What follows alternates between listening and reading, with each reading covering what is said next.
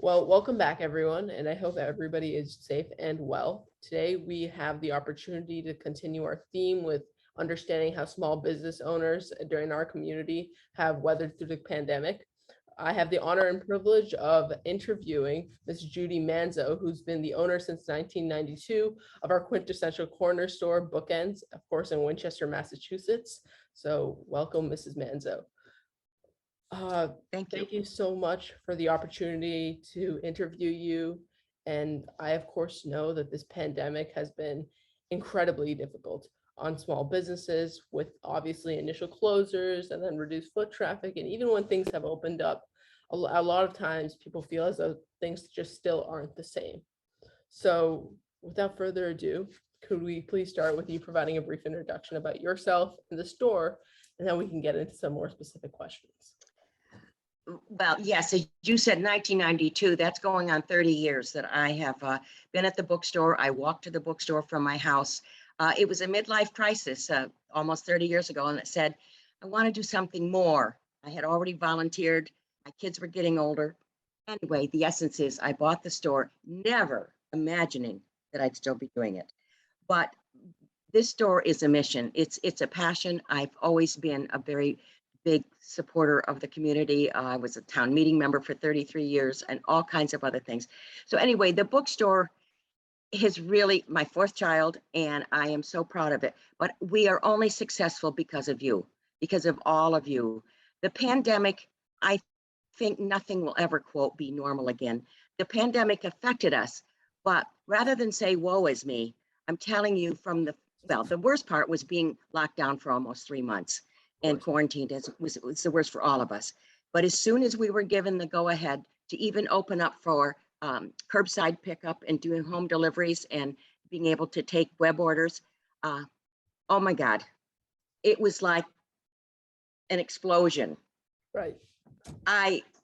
We worked so hard to respond to all those requests. And my staff, we all worked so hard.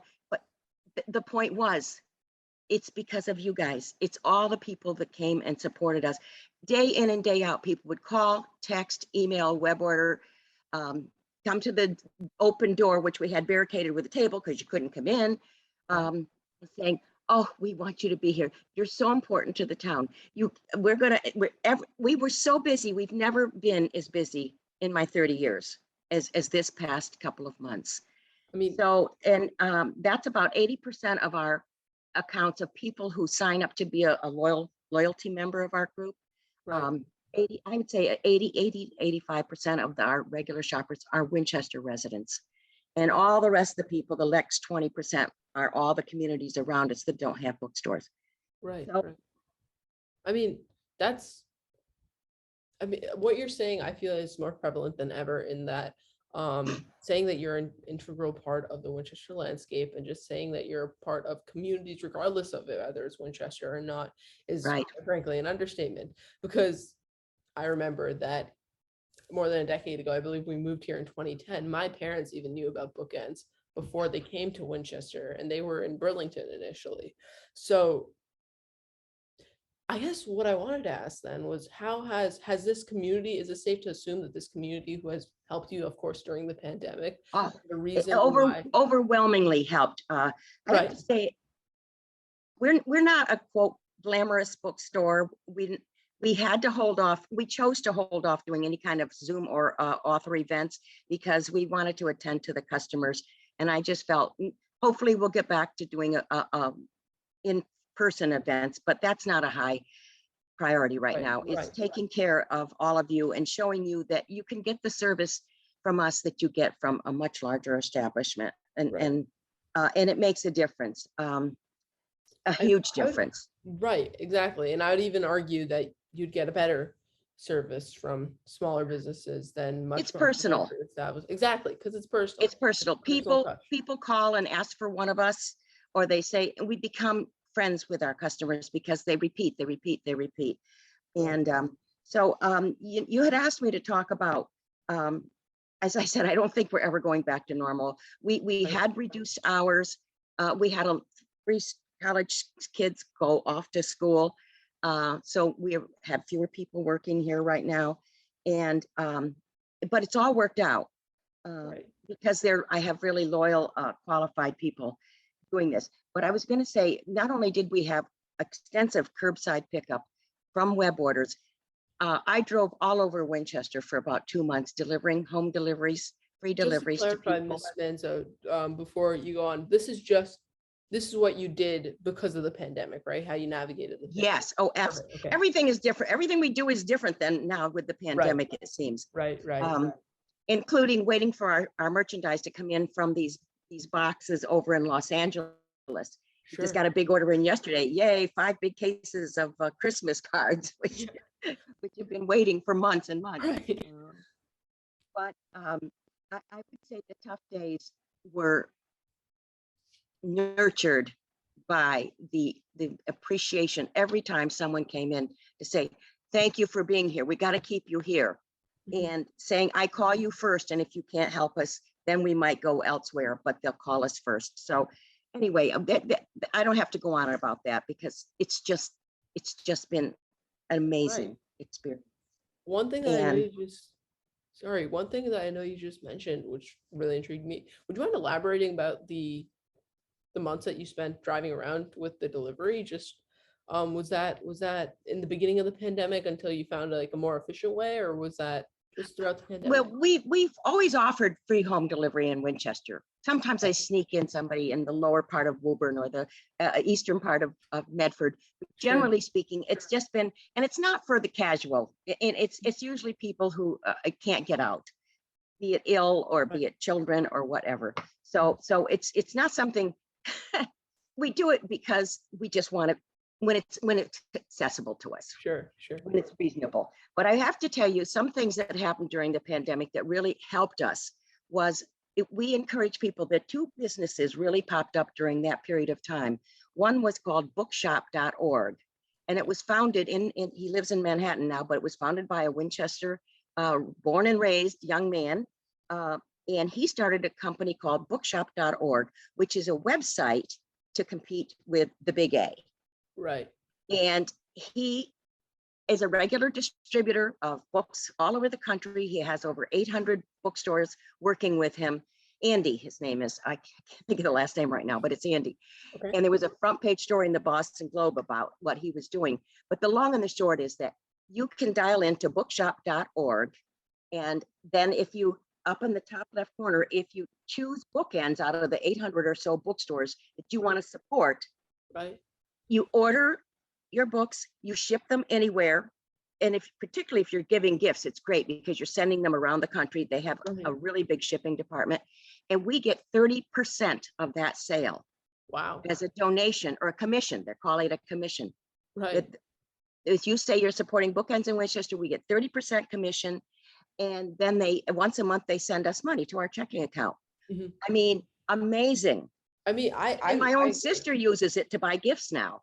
Right. I mean, it's also really amazing because one thing I noticed, especially while doing some of these interviews too, was that the main reason why small businesses are able to thrive and survive in this sort of world that we live in right now is because of teamwork, right? They have to work together with other small businesses in order to stand up to these big corporations, like you said, the big A. So yeah, seeing somebody providing a way, like an ecosystem in which all these small businesses, no matter how far apart, can work together is so great, because it really speaks to what small businesses are all about. Well, that's right now the Chamber of Commerce. I've been a member of the Chamber of Commerce my entire time and a past president and everything else. But we're really working hard to really bring people to the downtown, and it's paying off very nicely. Of course. The other company that started up strongly during the pandemic was a company called Libro.fm, and they are similar to bookshop.org. They sell audiobooks only, and similarly to independent bookstores. And we get a commission from them as well. So really, you can have your cake and eat it too. You can support us. You can send gifts around the country, and you can listen to an audiobook. And all these, they all support the independent stores, which is the first time in a long time that we felt so much extra opportunity. Right. Now, just to sort of sidetrack a bit and see how bookends specifically, whether through the pandemic, what's I know that a lot of people might have felt, especially in the beginning, nervous in terms of getting physical stuff. So that's how I realized that initially there was an uptick in terms of popularity of audiobooks and whatnot. Did bookends sort of um try to compete in this market, or did they stay true to the physical copies? Because I also know that Amazon, of course, provides services and Right. whatnot, so it's really hard. So I'm just curious how Yeah. bookends tried to. Well, again, audiobooks are expensive, Right, and on demand, that's yeah, audiobooks and large print books also. No, as soon as Libro, we really encourage people to sign up for Libro. right, It's a very sophisticated competitor to Amazon, and we get a commission. So that's all I can say. In right, terms of our stocking a lot of audiobooks, it's impossible. We're too small anyway. We're much more of a paper, right, hands-on store. right. And I mean, to be fair, that is what a lot of people come to bookstores for, right? They want a Right. physical copy. I've never actually really heard of people going to a bookstore in order to get an audiobook. So it's good that you're staying true to your Yeah. roots. Yeah. Um, would you elaborate as to how these sort of partnerships, I know that you mentioned like obviously Libro and I'm sorry, I Bookshop. can't Yeah. remember the name, but the other bookshop, right, bookshop.org. Bookshop.org. Would you did they reach out to you? Did you reach out to them? How did this stuff They did connect? they had campaigns once they launched their businesses. They had campaigns and it contacted all the independent stores in the country. Uh, and it's been a very positive relationship for many other bookstores as well as us. Sort of evens the playing field, Right, and right. that they can still be true to their hometown or their near town store. I mean, people move away from town and they still want to support us, and this is the Yeah, way they can do that. right, right. And it's worked out really well. Um, um, I mean, have you noticed anything other, what other interesting, I guess, things have happened that you guys have felt that you've gone through during the pandemic? mm, I'm just trying to think, I think I've touched the highlights. Is that Right, we went with the flow of the curbside pickup only, and then when people could start coming in, we could only allow in 8 or 10 people at a time, and all that. We went through all that. We still sure, wear masks until we're told that we're not supposed to or we don't need to. right, But and our customers are very respectful. We always have a box, just like most all the other businesses in town are doing this. right. So I just, it's so funny. I'm looking ahead. I can't look back anymore. It was kind of Of course, painful and exhausting. of course. It was, I completely understand. it was One thing, painful and exhausting. right. And then also just to also touch about community and whatnot, that's been a big highlight of COVID in general, especially with small businesses. Have you felt that you've Well, grown closer with other small businesses yes, in Winchester? absolutely. I think this experience, the lockdown, the whole state of the conflict in our government these days, um, I think all these things, people were at home and just thinking and thinking and thinking.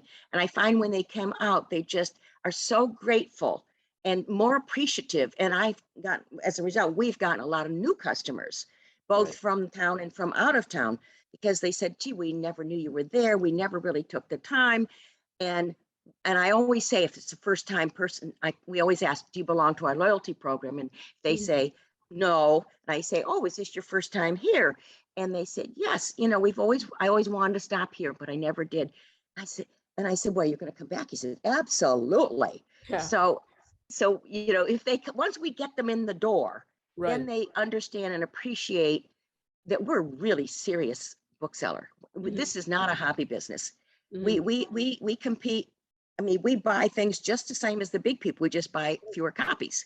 right, So, but I found that if we get them in the store and that people are recognizing that the little businesses, I said, hey, do you want Main Street to be, sagebrush rolling down the street? Or do you right. want an active, lively downtown that we have? You Mhm. got to go in and buy something. I mean, yeah, and I can attest to that in that whenever I go into small businesses, especially small bookstores, you sort of feel like that quaint feeling. It's really nice. It feels homey, and it's something that you can't replicate elsewhere unless, of course, it's a different small business, because you just will never feel that with chains. You won't. And It's we have impossible. conversations, Ari. We have Exactly. conversations with people. And oftentimes other people say, oh, do you know, I have something to say about that. And they'll Right. talk to each other Right. and they'll help each other. They'll help, another parent will help somebody pick a book for a child. It's just a sense of community. It Mhm. feels it's small town and people Mhm. approach each other to Right. say, gee, I know about that. And oh, I read that book. Oh my God, it was so good. Oh, Mhm. really? Well, okay, I'll get it. Yep.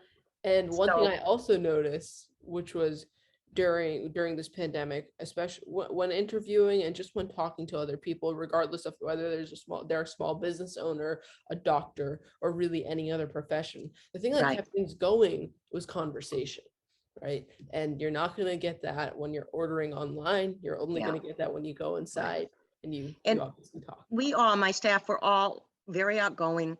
And, I can't tell you that I'm ever at the front where I don't thank people for coming in, saying, you really make a difference. And thank you because we wouldn't be here without you. And that's really the end of the story.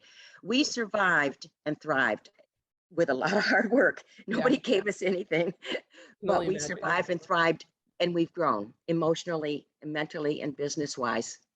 Right, right. And I guess, do you have any other takeaways in that case from the pandemic, or? Ah, I'm just glad that we hopefully are finding uh, the end of this nightmare. Right, Um, but I don't think any of us will ever forget it or take things for granted. And we just now need to just recognize that we don't want empty storefronts on any of our main streets, and sure. that the small business is really a very significant part of the culture, and people often don't realize it till it's too late. Right, right. One thing that I actually would like to question now is, would you say so in certain cases that the pandemic, despite how really, really horrible it was, helped small businesses in that when people, obviously the tail end is what I'm referring to, and that when people wanted to get out, they felt like they needed to get out, they finally took the time to appreciate small businesses for what they Right. were. So Yes. I guess there really was a silver lining with this entire thing after all. I think it has been a awakening. Yes. Yeah, right. Okay, well, in that case, I just wanted to thank you very, very much, of course, Mr. Manzo, for your time. Bookends really is a part of every single household, especially in Winchester in some capacity. And it's a landmark downtown store for communities like Winchester and neighboring communities. Thank you, Ari. You are an inspiration for a student. You are so beyond your years, and applaud the work that you're doing for this project. Thank Right. you. Thank you very much. I truly appreciate it. Bye.